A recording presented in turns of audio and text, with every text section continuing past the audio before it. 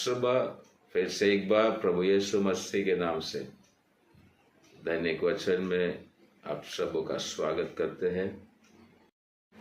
आइए हम अपनी आंखें बंद करेंगे, प्रार्थना करेंगे और आज के दैनिक वचन में हम अपने आप को प्रभु के हाथों में समर्पित करें। प्यारे प्रभु, हम दिल से आपका धन्यवाद करते हैं, आपके नाम की स्तुति और प्रशंसा करते हैं। एक और नया दिन आपने हमारे जीवन में दिया ताकि हम आपके नाम की महिमा को कर सकें। प्रभु, आज के दैनिक वचन में आपकी उपस्थिति हमारे बीच में होने पाए।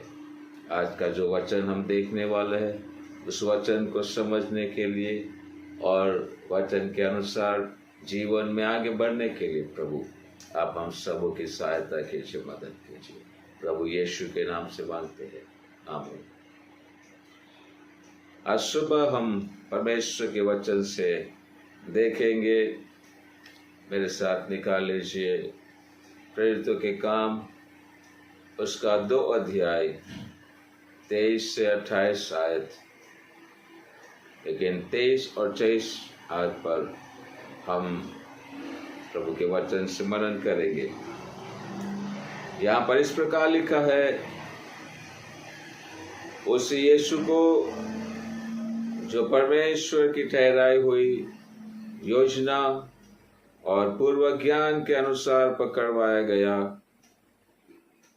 तुमने अधर्मियों के हाथ से क्रूस पर चढ़वाकर मार डाला, परंतु उसी को परमेश्वर ने मृत्यु के बंधनों से छुड़ाकर जिलाया, क्योंकि यह अनहोना था कि वह उसके वश में रहता। यहाँ पर हम देखते हैं इस 2 अध्याय में कि यही 2 अध्याय में पवित्र आत्मा चेलों के ऊपर उतरा और 120 लोग ऊपरी कोठरी में जब 10 दिन तक एक ही मकसद लेकर ठहरे हुए थे कि वो यीशु मसीह ने जो आज्ञा दी थी उसको पूरा करने के लिए। और हम देखते हैं कि वहां पर पवित्र आत्मा उतरा और हर एक को परमेश्वर ने अपने आत्मा से, अपने सामर्थ्य से भर दिया। उसी में सभी चेले लोग थे। और फिर 14 आयत में इस प्रकार लिखा है कि तब पतरस उन 11 के साथ खड़ा हुआ और ऊंचे शब्द से कहने लगा, हे यहूदियों और हे यरूशलेम के सब रहने वालों, यह जान लो और कान लगाकर मेरी बात सुनो। यहाँ पर पतरस के जीवन के विषय में हम सबों ने पढ़ा। जब वो यीशु मसीह के साथ था, जब यीशु मसीह को पकड़वाया गया, 3 बार उसने यीशु मसीह का नकार किया। लेकिन जब पवित्र आत्मा पाने के बाद, पवित्र आत्मा के सामर्थ को पाने के बाद, वो जो पतरस 11 शिष्यों के साथ खड़ा हुआ और ऊंचे शब्द से वचन बोलने लगा। और यहाँ पर हम देखते हैं कि वही वचन पतरस लोगों को सुना रहा है। और यहाँ पर इस प्रकार लिखा है, उसी यीशु को जो परमेश्वर की ठहराई हुई योजना और पूर्व ज्ञान के अनुसार पकड़वाया गया। यहाँ हम और आप देखते हैं कि परमेश्वर की योजना ये थी कि यीशु मसीह हमारे पापों के लिए, पृथ्वी पर के तमाम के पापों के लिए वो बलिदान हो, अपना लहू बहाए, क्रूस पर चढ़ा जाए और वो बलिदान हो जाए। प्रियो, ये योजना जो थी, जिस प्रकार यहाँ पर लिखा है कि परमेश्वर की ठहराई हुई योजना। प्रियो, प्रभु यीशु मसीह के जीवन में ये परमेश्वर ने पहले से ठहराई हुई योजना थी। ये पहले से नियुक्त किया गया था कि यीशु मसीह को क्रूस पर चढ़ना है और पृथ्वी के सारे लोगों के पापों के लिए बलिदान होना है। प्रियो, मेरे और आपके जीवन में परमेश्वर ने पहले से ठहराई हुई कई योजना है जो वो ही पूरी कर सकता है। मेरी और आपके जीवन की योजना हम बना सकते हैं, लेकिन कई बार उसमें हम सफल नहीं होते हैं। वही होता है जो परमेश्वर ने मेरे और आपके जीवन के लिए ठहराया है। और यीशु मसीह के जीवन के लिए परमेश्वर ने ये पहले से ठहराई हुई ये योजना थी कि उसको पकड़वाया जाए, वो पकड़वाया जाए, अधर्मियों के हाथ से वो क्रूस पर चढ़ाकर मार डाला जाए।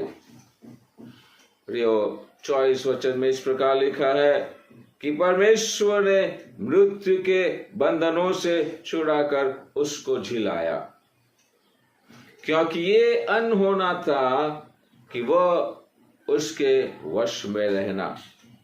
प्रियो, प्रभु यीशु मसीह को परमेश्वर ने उस मृत्यु के बंधनों से छुड़ाकर झिलाया। आज कई लोग ऐसे बंधनों में जकड़े हुए हैं और प्रभु चाहता है कि यीशु मसीह के द्वारा वो लोग बंधनों से छुड़ाए जाए। कई नाना प्रकार के बंधन उनके जीवन में है, कई प्रकार के श्राप उनके जीवनों में है, कई प्रकार के बीमारियों के बंधन उनके जीवन में है, कई प्रकार के ऐसे बंधन उनके जीवनों में है जो प्रभु की ओर और प्रभु के पीछे चलने में वो असमर्थ हो जाते हैं। प्रियो, लेकिन परमेश्वर आज सुबह मनुष्य के हर एक बंधनों को तोड़ने के लिए और उनको नया जीवन देने के लिए परमेश्वर ने एक योजना मेरे और आपके लिए बनाई है। प्रियो, जबकि हम देखते हैं रोमी उसका 8 और 29 में, वहां पर इस प्रकार लिखा है, क्योंकि जिन्हें उसने जान लिया है उन्हें पहले ठहराया भी है कि उसके पुत्र के स्वरूप में हो जाए। प्रियो, परमेश्वर की ये योजना है, परमेश्वर ने ये ठहराया है कि जिन्होंने उसे जान लिया है, जिन्होंने उसे पहचान लिया है, जो लोग उसके पीछे चल रहे हैं, जो लोग उसके कहलाए जा रहे हैं, वो लोग उसके पुत्र के स्वरूप में हो जाए, यीशु मसीह के स्वरूप में हो जाए। प्रियो, परमेश्वर ने मेरे और आपके जीवन में यह ठहराया है कि मैं और आप उसके पुत्र प्रभु यीशु मसीह के स्वरूप में हो जाए।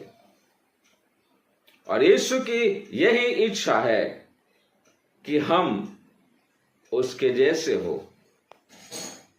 प्रियो, वही सामर्थ, वही शक्ति, वही पराक्रम यीशु के द्वारा परमेश्वर मुझे और आपको देना चाहते हैं। दूसरी बात, 1 कोरिन्थी उसका 2 और 7 में इस प्रकार लिखा है कि परंतु हम उस परमेश्वर का गुप्त ज्ञान भेद की रीति से बताते हैं, जिसे परमेश्वर ने सनातन से हमारी महिमा के लिए ठहराया है। परमेश्वर का गुप्त ज्ञान, परमेश्वर के भेदों को जानने वाले मैं और आप है, ताकि हम परमेश्वर से बातें करते हैं, हम परमेश्वर के साथ का हमारा जो रिश्ता है, वो रिश्ता परमेश्वर हमारे जीवन में कायम रखना चाहता है। वही रिश्ते के द्वारा परमेश्वर हमको वेद की बातें, गुप्त ज्ञान हमको बताता है, क्योंकि परमेश्वर ने सनातन से हमारी महिमा के लिए ये बातें ठहराई है। प्रियो, परमेश्वर मेरे और आपके जीवन से महिमा लेता है और हमको महिमावंत करता भी है। प्रियो, आज सुबह परमेश्वर मेरे और आपके जीवनों में अद्भुत योजना के साथ आए हैं। प्रियो, हम अपने आप को प्रभु के हाथों में समर्पित करें और प्रभु से यही कहे कि प्रभु, जो आपकी ठहराई हुई योजना है, उसी योजना में मुझे आगे बढ़ने के लिए मेरी सहायता कर। आइए हम प्रार्थना करें, अपनी आंखों को बंद करें, प्रभु के हाथों में समर्पित हो जाए। प्यारे प्रभु, हम धन्यवाद करते हैं आपकी महान योजनाओं के लिए जो आपने हमारे जीवनों के लिए बनाई है। प्रभु, आप हमको महिमा देना चाहते हैं, आप हमारे जीवन से महिमा लेना भी चाहते हैं। प्रभु, ये बातें हमारे जीवन में होने पाए। प्रभु यीशु मसीह, जो आपकी योजना हमारे जीवन में है, उसी योजना के अनुसार चलने के लिए आप हमारी मदद कीजिए। प्रभु यीशु के नाम से आमीन। Praise the Lord. जय मसीह।